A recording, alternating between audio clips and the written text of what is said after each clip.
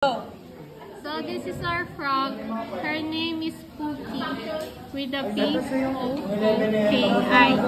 Pookie. And this is the part of her body.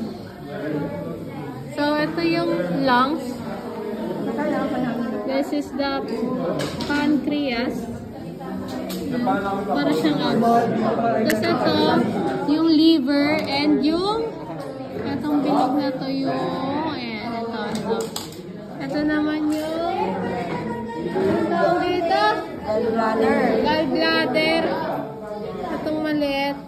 Then ito yung spleen, yung maliit na bilog na parang hindi mo maintindihan. Ito yung heart. Beautiful heart. Ito ang bladder. Ito. Ang bladder. Then ito yung small intestine. Large intestine. Then this is her stomach. Tapos ito po, dito po sa part ng frog, dito nyo matatagpuan yung cloaca. Pag tinusok nyo to dito sa part na to, ito.